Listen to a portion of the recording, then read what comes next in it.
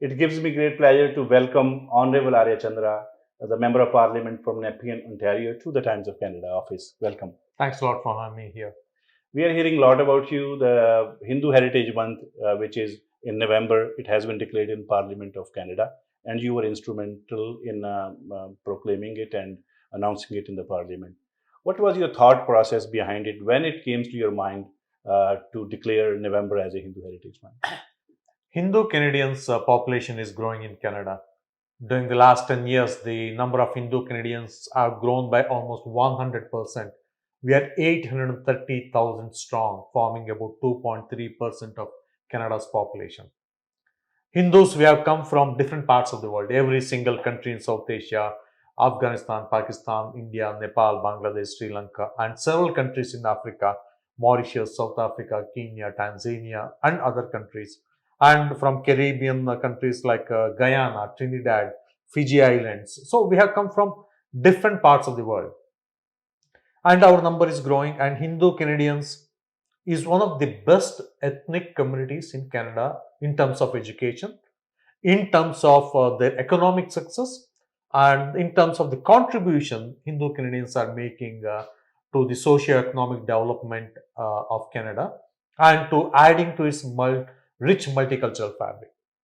So I thought the time has come, that we need to educate Canadians on what Hindu heritage is, on the contributions of Hindu heritage to the mankind during the last 5,000 years, and also to recognize Hindu Canadians for their work and contribution. We Hindu Canadians, we generally keep a very low profile. Yeah. We are educated, we work well, we go to the work, we come back home, we focus on our children's education. Right. Once in a while, we go to a temple, but we keep our religion private. So we always keep the profile low.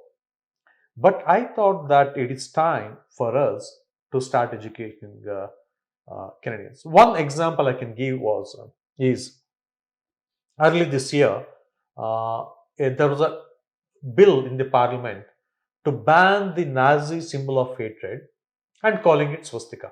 Yes, you're right. So that was the time I thought, what?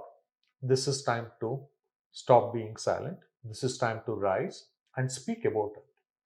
So I made a statement in Parliament about our Hindu religious sacred symbol swastika and why you should not call the Nazi symbol of hatred, the hooked cross, as swastika.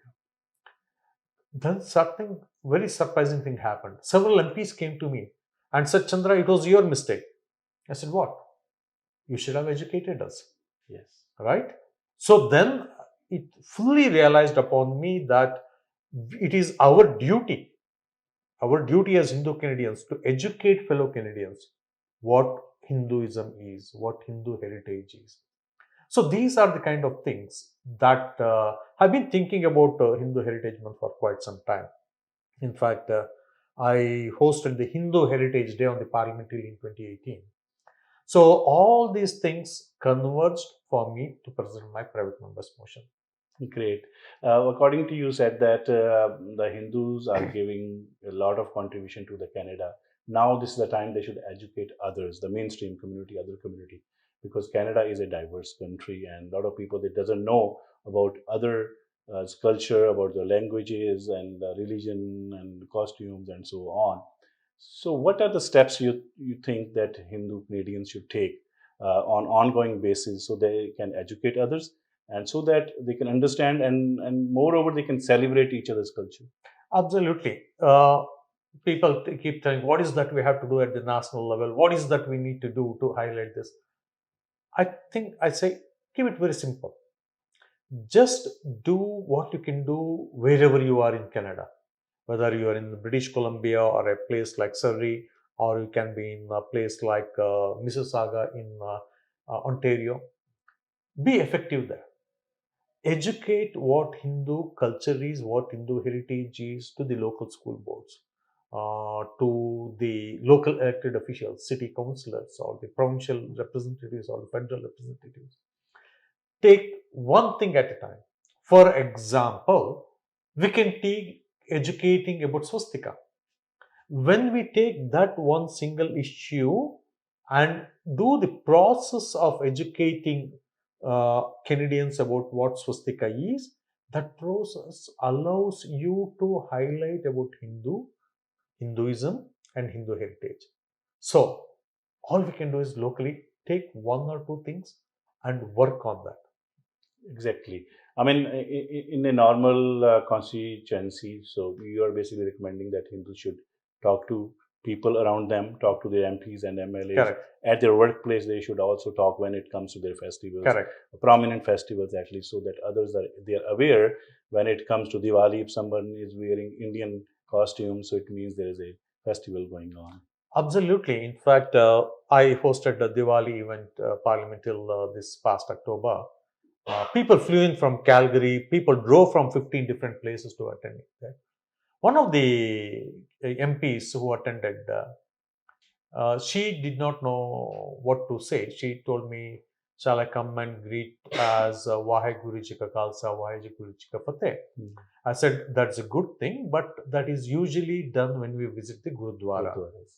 So the point is that the MP was not aware what is the Hindu way of greeting. Greeting, It is not that MP's mistake, yeah, you're right. because it is our duty to educate. When we go to a mosque, we say Salaam Alaikum. When we go to Gurudwara, we say Sat Sri Akal, and then we say Waheguru Ji Ka Khalsa, Waheguru Ji Ka Fateh. These are the appropriate thing. Yeah. So they should know what the way to greet when they visit a Hindu temple or attend a Hindu festival. Again, it is upon us, because a lot of people are not aware. Awareness is an important key, it's an important part. On the same note, when you hoist a flag in the parliament with Om Yeah. logo on it, the Om symbol, Yeah. many Canadians or the negative Canadians, they were opposing it and they were saying that you are creating some RSS wave in Canada. What was your take on that? See, the thing is that I did start the Hindu Heritage Month this year on November 1st by raising the flag with the Hindu sacred symbol Om on it. I declared that is the new era for Hindu Canadians. There's always a small, tiny group, very active, very organized, small group of anti-Hindu elements in Canada. And it should not be a surprise. Every society, everywhere in the world will always have small, tiny group of people who are negative, who oppose lot of things on lot of different. So similarly in Canada, there's a tiny group of anti-Hindu organization, anti-Hindu individuals. They make a big noise. The thing is that how do we react to it is more important. Of course, when the media talked to me, I explained what Hindu sacred symbol is, what the flag means. The media understood, so they did not highlight. So we all have limited mental capital. Instead of focusing on by reacting to these anti-Hindu elements, let us focus on what we are as Hindu Canadians. The lot of positive things that we do, we continue to do. And we also have to highlight that the Hindus are the most peaceful group of people in the world. History, we have got a 5,000 year of history to prove that. So we don't have to react to the negative feedbacks. We don't have to go into their level, low level, instead of focus on the positiveness of what we are and highlight that. Hindus should keep on working positively and keep on doing what they need to do. Absolutely. Instead of getting distracted from these negative people. Absolutely. In coming decade or two, where do you see this group of Hindu individuals? Those are peaceful, as you said, they're educated and they're having their families in Canada. So, what do you see the future of Canadian Hindus in future in 10 to 20 years? Absolutely great future. The number of Hindus are increasing. As we know that the Hindus are very active in almost every single field, whether in the medical profession or whether in the universities or whether in business, in technology, in every single sphere of life, Hindus are active. There's one area of life where Hindus are not very active, that is the public service. We don't see a lot of Hindu Canadians coming forward to serve as the representatives of the people in the local city bodies or in the provincial bodies or in the federal legislature. So I think I'm seeing a lot of change going to happen there. Does not matter what political ideology one believes in. As I mentioned earlier, we keep a low profile. And part of the keeping low profile is that we don't highlight what we are doing. And I have got good friends of mine who have donated enormous amounts of monies to various hospitals. For example, in Ottawa, hospital has got a Jindal kidney care clinic donated by Dr. Jindal. Then we have got Bhargava Neuroscience Clinic donated by my friend Subhash Bhargava. We don't publicize it. So now what I'm suggesting is that either we encourage them to talk about the good deeds they have done or the achievements they have made, or I'm encouraging people, if somebody has done a great thing or somebody has achieved something, let us as a community celebrate it, recognize it, amplify it so that it can motivate others. So in 10 to 15 years, I can see a lot of Hindu Canadians becoming much more active in public service and taking the profile of the Hindu community to much higher levels.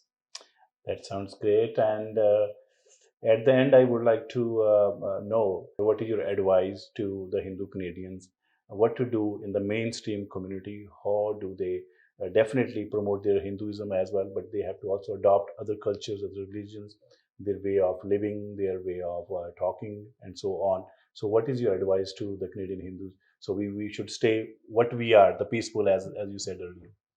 One thing you pointed out in your remarks that we also participate in other cultures, other practices, etc. That is the Hindu way of life.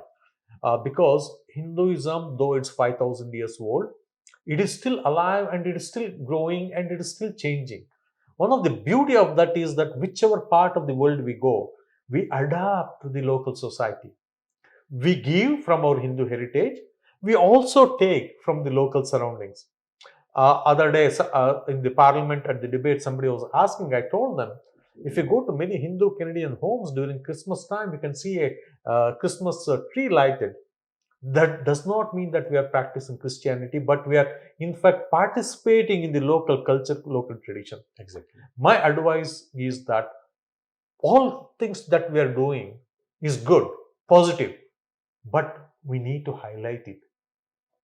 If your friend, a family member, or anybody in the Hindu community has done something good, highlight that.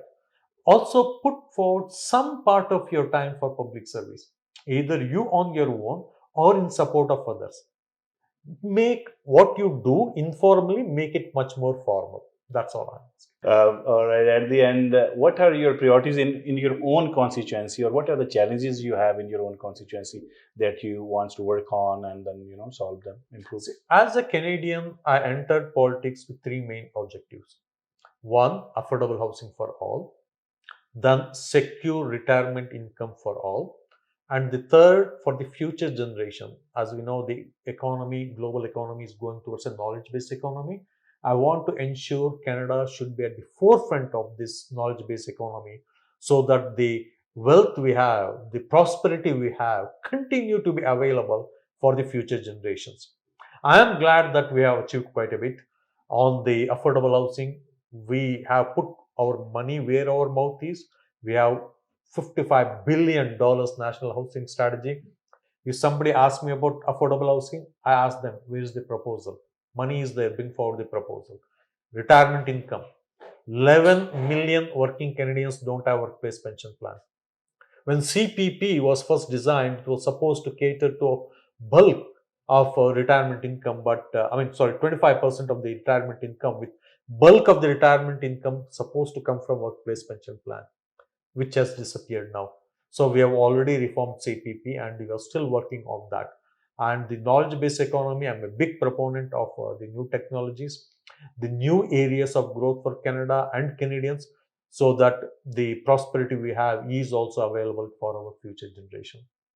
Chandraji, thank you very much for sparing your time. At the closing, what would you like to say to all the viewers of the Times of Canada? I would like to thank you. Thanks to the Times of Canada for hosting me here. And I wish you all the very best in your life, wherever you are, whatever you are. All I request is continue to be a good Canadian, continue to focus on what is good for Canada, and continue to focus on what is good for our future generation. Thank you so much for having me here. Dhanyawad.